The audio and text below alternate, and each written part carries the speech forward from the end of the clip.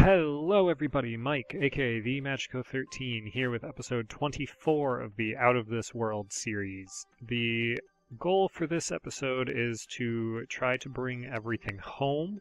By everything I mean the Laythe probe and the science it contains, and the Moon Explorer. The Moon Explorer doesn't have a transfer window for nearly 2 days though, and before that finishes, the Station Lab core will be finished, so we may have an interruption of that. If I can get that up, that has a bunch of docking ports that would be useful. It also has, obviously, the lab module thing that I can use in order to reset the experiments on the Laythe probe, because honestly, this thing has so much fuel left. Let's see, vessel. Yeah, this has 2.5 kilometers per second of delta V, which honestly we could use. Hey, well, I added the distant object enhancement thing, and I think those are... Yes, those are Dres and Duna. I think Duna is a moon of Dres, so you can actually just see a bit of separation between those. That's pretty cool. I have not actually gotten a chance to play with it yet. There's something else over there. This way. Could be just Minmus that I'm seeing. Or it could be Eve, perhaps? Yeah, that's pretty cool though. And there's something very clearly over there.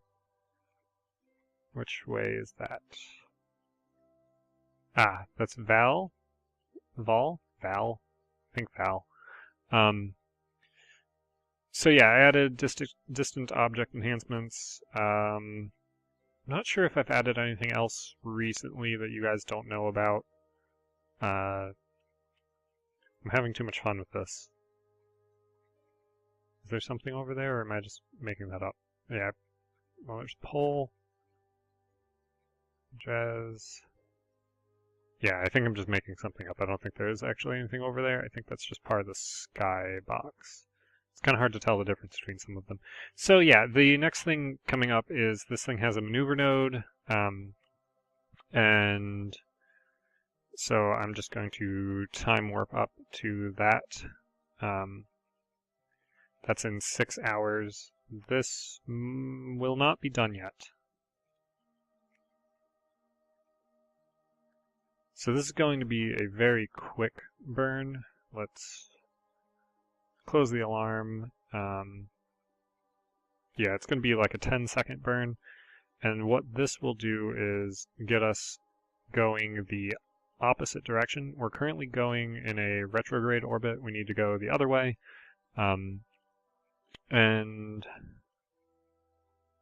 yeah, because the station is going this way, and we need to go that way too, but currently we're going this way.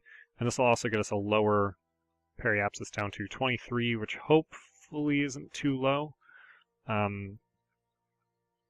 We will see. This also has a bit of an inclination change in it, which I think is correct, but I'm not sure. I'm going to point this at the node, and now I'm going to start this burn. It's a little longer than I expected, but it's okay. So we are now going the other way. Our periapsis is now going up because we had to turn around completely. And now I just want to get a periapsis about, yeah, 21, 25, 26, there we go. So hopefully I didn't drop this too much. We are dropping rather quickly. We are getting reentry effects. These battery banks are getting quite warm. So is the engine. We are turning. Uh-oh. We have failure. Things are exploding. Oh. Whoa.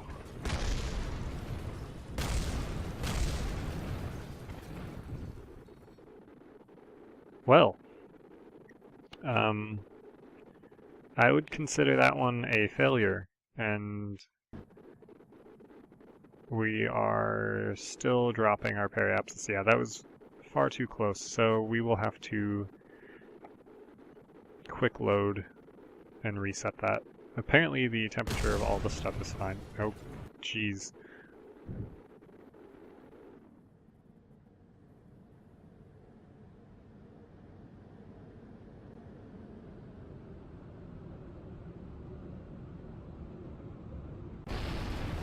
Yeah, that did not work well. Let's F9. So I've likely skipped a bunch of failed attempts, or at least cut down on how much I'm showing you of that, just because I'm noticing that I'm already running out of time. So if I didn't keep those, this is my third attempt at doing this aero braking. The first time I kept it at the 26, far too low, everything blew up. It was kind of cool, but I may not have kept that.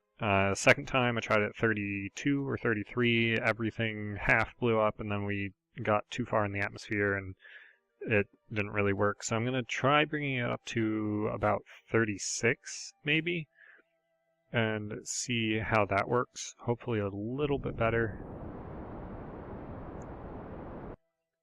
Let's actually go a little higher. Let's just go 37.5. There we go. That'll work. I'm going to deactivate this, and then in 6 minutes I'm going to reactivate that and extend one of the panels. And hopefully that'll actually work this time. So now we're going to point in the retrograde direction. Maybe, if this thing ever actually turns around. A little bit more turning capability, a little bit more torque would have probably been useful with this, but oh well. And hopefully this is the one that actually works.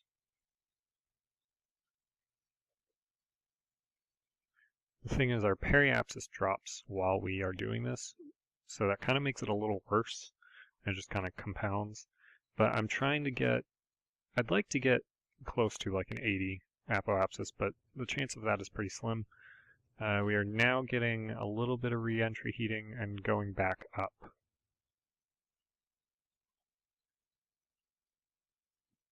So that wasn't too bad, but we probably need multiple passes still.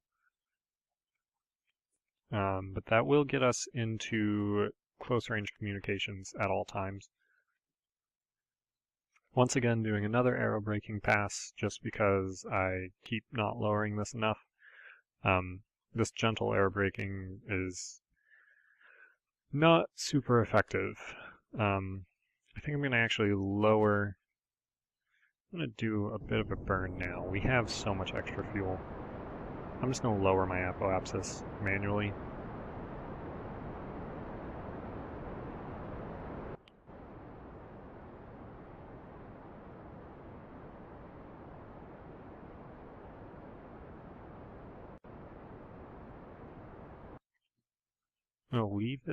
I'm going to leave it at that. Actually, let's just lower it all the way.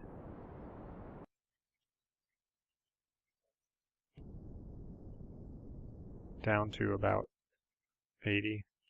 Yeah, that still has some fuel in it. Okay, so now that I've done that, I'm going to actually disconnect and let that crash.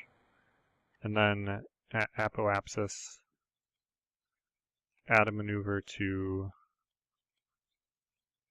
gain a positive periapsis again.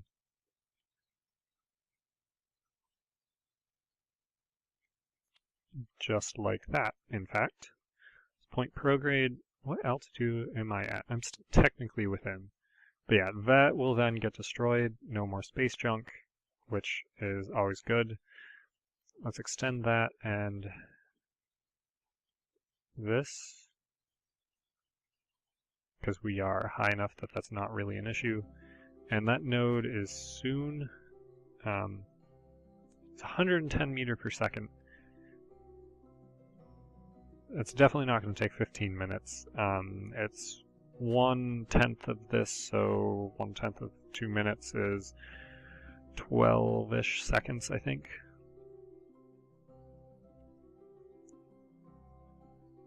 It's probably an alarm, yeah. Okay. I'm going to quick save. And when this gets to about 10 seconds, I'll start the burn. Yeah, 12 seconds. I was pretty close with that. And once this gets up to 80, there we go. And then point in the orbital retrograde. And that's close enough. Now this will eventually get an encounter.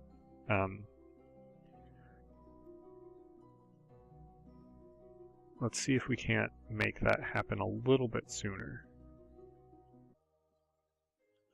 Okay, so if I do this, I think I will get a good encounter. I'm going to quick save and disable this because it's not really needed, and then time warp up. It's going to be a 20-second burn. Close the alarm, and it'll be really simple. We'll go through one orbit and then a second orbit, and then we should get a fairly close encounter. So when this gets down to 10 seconds, I will start this burn. Okay, burn is pretty much complete. I'm going to add an alarm for closest approach. On orbit 2, we'll get that far. Let's see if I can't lower that a little bit.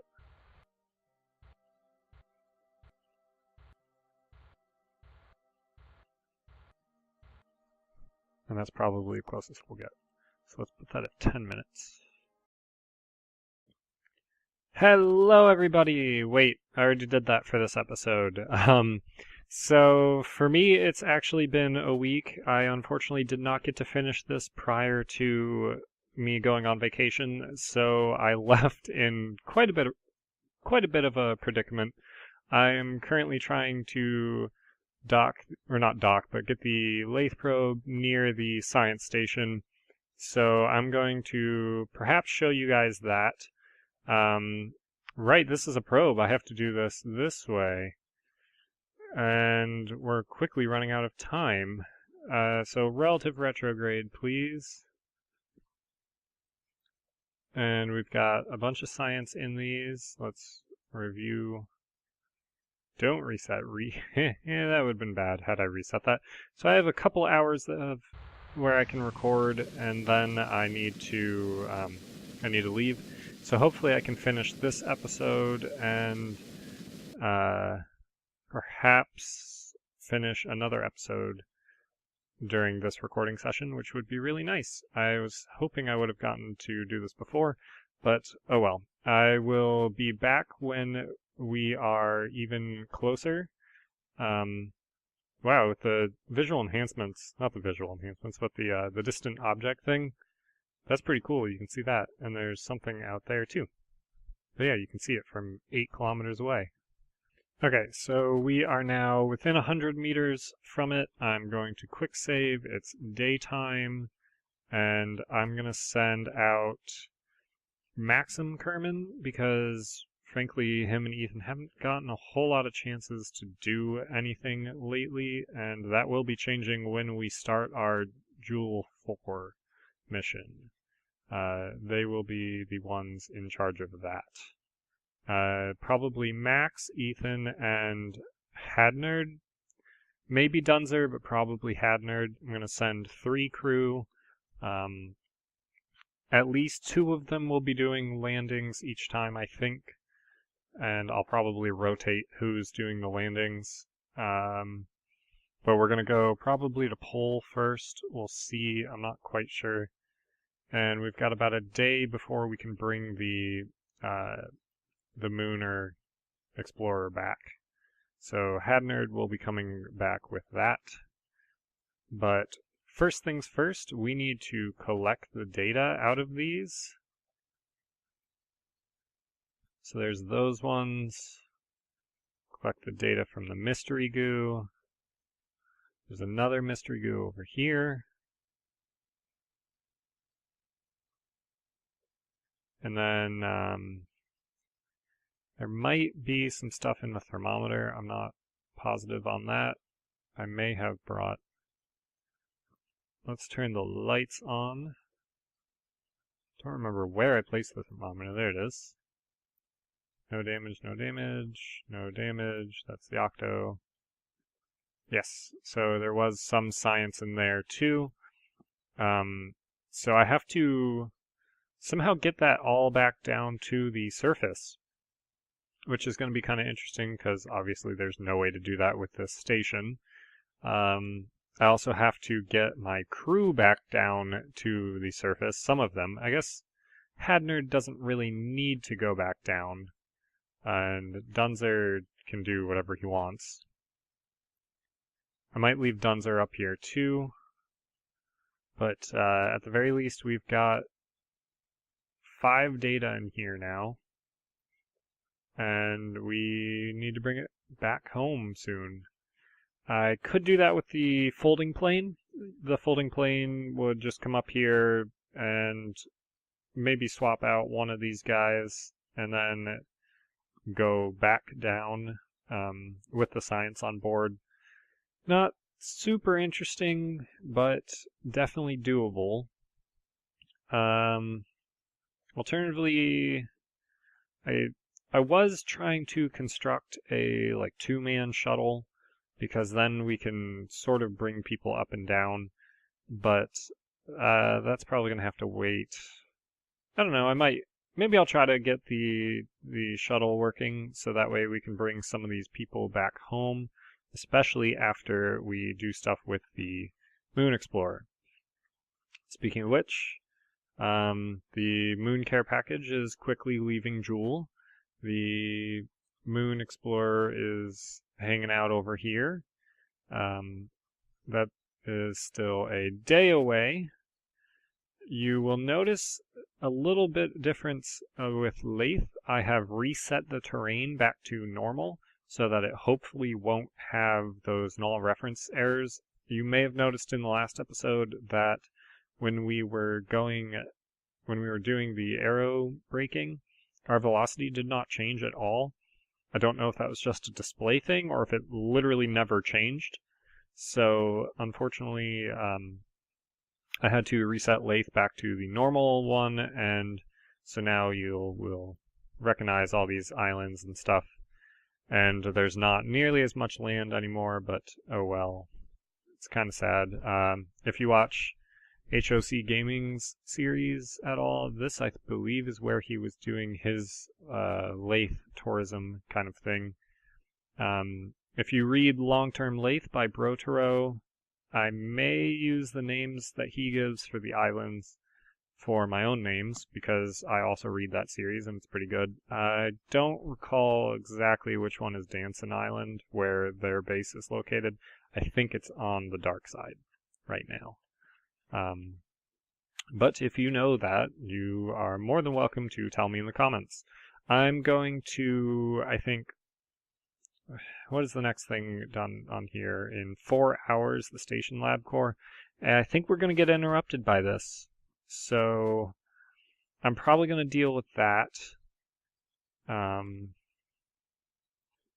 Yeah.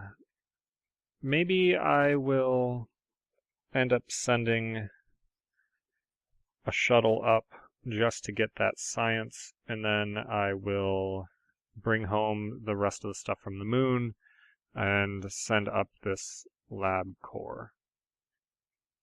Maybe. Yeah, I haven't quite decided yet what order I want to do things in.